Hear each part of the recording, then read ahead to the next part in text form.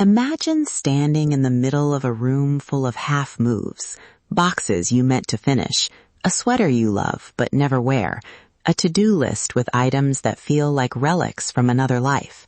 Your breath catches just a little. Welcome to the Self-Care Cafe. I'm Pami Parker.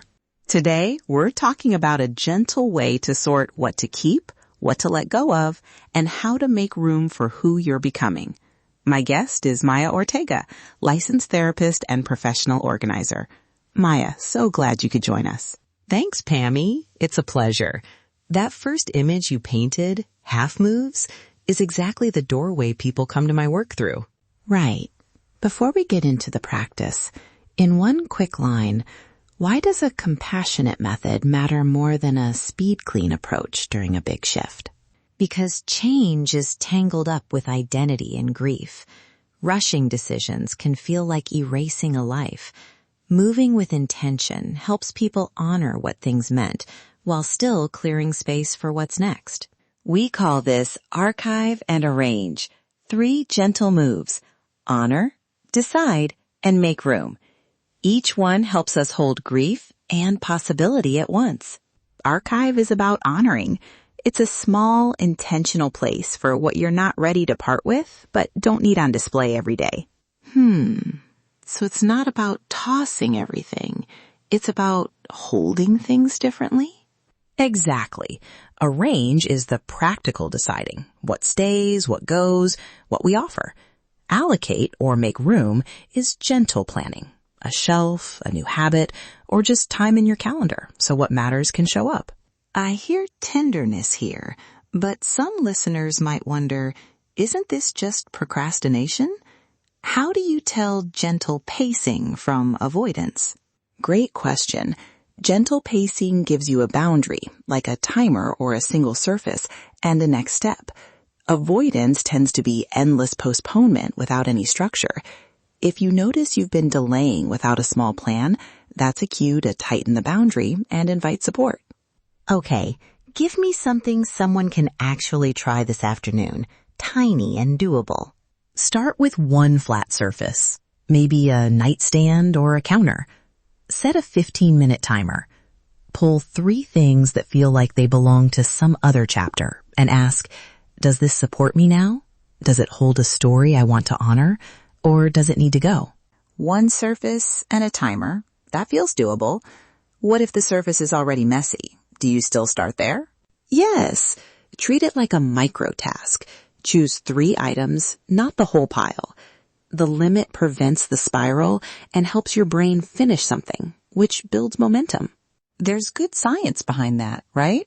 Decision fatigue, self-regulation. Quick summary for listeners? Breaking work into micro tasks reduces cognitive load and preserves self-regulation. Pairing a small boundary with an honoring ritual, like a short note about why an item mattered, supports grief processing. And ethically, if something feels raw, bring a friend or professional in. Don't go it alone. Could you tell us a short story, one real example of this method in action? I worked with Lena, who left a long marriage in her late 40s. Her house felt like an archive of a previous life. Photos in unlabeled frames, clothes that didn't match her days. We started with an archival box. She chose 3 items and wrote a note for each. 1 for grief, 1 for gratitude, 1 for curiosity, and dated the notes. That image lands. What surprised her about that single act? She was surprised that letting some things go felt like an opening rather than a loss. The box kept the memory, but it stopped the constant everyday tug. That shift gave her space to notice what she actually wanted to bring into her new life. Would you like me to lead a short holding pause now, 90 seconds, to contact what might need honoring or releasing? Please do. I find even a small pause helps people notice one true next step. Find a chair or a cushion. Soften your shoulders and rest your hands. Take a slow breath in and out. Bring to mind one object, habit, or obligation that feels like a half move.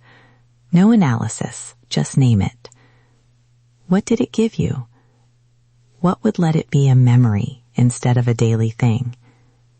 If a feeling arises, acknowledge it. Grief, relief, gratitude. When you're ready, imagine placing it into one of 3 gentle containers: a small box to honor, a basket to offer, or an empty shelf to make room. When a thought or image comes, thank it for showing up. This isn't a final decision, just a beginning. Tiny steps add up. Before we close, 3 micro rituals to try. 1. Create an archival box, label and date it, and let it sit for 30 days. 2. Write a short closing note to an item or habit, then fold it and tuck it away, or burn it safely if that feels right. 3. Place a small threshold marker, a stone or ribbon, by a door to signal that you're protecting space for emergence. We've made a simple archive and arrange worksheet with a 3-column page and prompts to guide the timer practice and the rituals.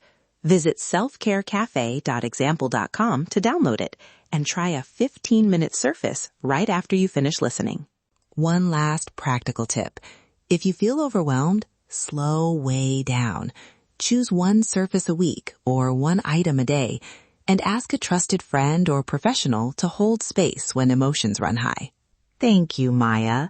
Your calm, practical approach really lands.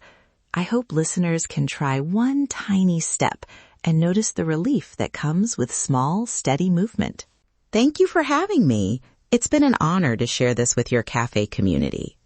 If this episode landed with you, visit selfcarecafe.example.com to download the archive and arrange worksheet and try a 15-minute practice today. Thank you for being here and for sharing your time with us. Thank you for listening. Come as you are. Leave nourished.